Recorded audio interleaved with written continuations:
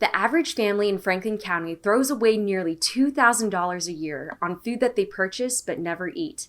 Today on City Chat, food costs are rising exponentially, making food waste an even more pressing issue. Here with us to discuss SWACO's Save More Than Food campaign and to give us some tips on how we can all save money is Hanna Greer-Brown. Hi, Hanna. Thank you so much for joining us on City Chat today. Thanks for having me. It's great to be here, Josie.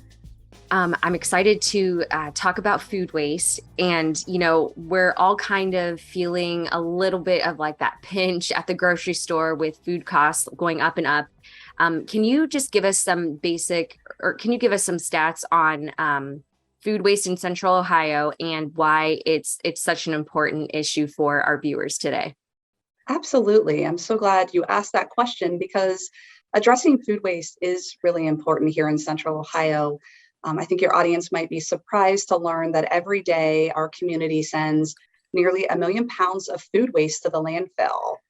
And that is equivalent to the average family of four purchasing about $2,000 worth of food that they never eat. And when you really stop to think about that, it's pretty startling because for most of us, that's equivalent to a mortgage payment or even several months of car payments. So it's really simple to reduce food waste at home and get that money back in your pocket and protect those precious natural resources. Yeah. And speaking of those natural resources, can you tell us about like the kind of impact that food waste has on our environment? Because your first thought, you wouldn't really think that, like you think that food is like biodegradable, but yeah, I'm interested to hear from you on that. Sure. Yeah. It goes so much further than just kind of how it breaks down. So when we choose to throw away the food that's on our dinner plate, we're really throwing out all of the resources that went into producing it, transporting it. And really, that equates to some staggering numbers here in Central Ohio. So we use about 2 million gallons of gas just to transport food to our community that is never eaten. Wow. We also waste about 41 billion gallons of water every year to grow and make food. And that's equivalent to more water that goes over Niagara Falls in a single month. So there are real pressing environmental issues to reducing food waste beyond just the economics of what we lose when we throw out the food on our dinner plates. That response kind of made me like flustered because like I just didn't even my mind wasn't even thinking about the gas and the water and those natural resources, and I'm so glad that you just informed us of that because it's important to know that your basic decisions do affect like the big picture of things. We talk with households in Central Ohio all the time about what their biggest challenges are when it comes to preventing food waste. And we hear all the time that people run into having spoiled produce on hands and that they just are challenged by what to do with their leftovers. And those items frequently wind up in the trash can. So SWACO has created the Save More Than Food education campaign to help residents know how to avoid food going bad and how to extend its life and make sure it's being eaten or composted as a last resort if they don't have a plan for how to eat it. Can you give us some quick, direct tips on how we can get started on reducing food waste?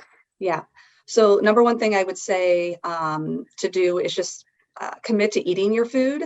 If you can't eat everything on your dinner plate tonight, package that up and eat it as a leftover. And if you find leftovers unappealing, go online. You can go to savemorethanfood.org or you can go to websites like allrecipes.com and just search for how to make leftovers new again. So there are lots of ways to take like tonight's chicken and rice and turn it into breakfast enchiladas or even chicken fried rice. So you can get really creative with leftovers, make them more interesting. They feel like a new meal. And it's a great way to avoid putting those items in the trash can. Do you have any tips that I can apply to my toddler finishing his food? Well, I feel like kids are always tricky, right? I feel like maybe not so much applicable to your toddler, but just, life in general. A lot of times I know I'll buy produce at the store, like lettuce for salads, and have good intentions about getting around to eating it. But by the time I pull it out, maybe that lettuce is kind of wilted or a little soggy. And so one of the things I've done that works really well is to put your lettuce into ice water and let it sit there for about 30 minutes. And a lot of times it'll revive it because lettuce wilts because it's losing water. The other thing that's great to do if you have like soggy spinach, I'll sometimes just go ahead and saute that up with garlic and olive oil or add it to pizza. Again, probably not things your toddler is going to want to eat, but they might work for you as a way to kind of reduce some of that spoiling produce. How important is reducing food waste to Central Ohioans? Yeah, so our community is concerned about the amount of food waste that's being created every day here in Central Ohio. And in response to that, SWACO's created, like I mentioned, the Save More Than Food campaign, which has a goal to help residents, businesses, schools, everyone in our community reduce food waste by 50% over the next 8 to 9 years. So it is an important, pressing community topic that we're all working on. Thankfully, SWACO has dozens, if not 100 partners that have committed to working on this issue together. And we've been able to kind of begin to tackle food waste in school cafeterias, as well as business break rooms, and certainly working to reach residents at home to help them reduce their waste as well. Some of the pilot programs of SWACO's, it's already, it has reduced waste about like 20%, I think. Can you tell us more about these programs that you guys are conducting and implementing? Yeah, so much of the work that we're doing centers on helping people change their behaviors.